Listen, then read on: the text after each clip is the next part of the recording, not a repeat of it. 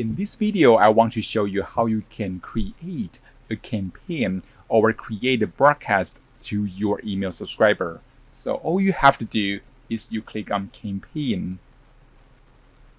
Then you click on create a campaign.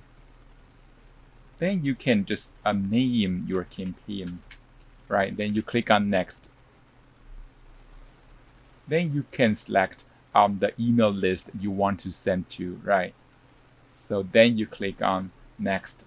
Then you just select your template. So those are the template for the layout. So maybe this one. Then you click on continue. Then you can edit the email. You can add new images, or you can add videos, things like that, right? So after everything is set, you just click on next.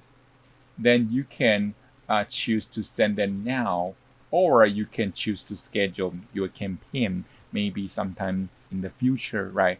Then everything, when everything is done, you just click on send now.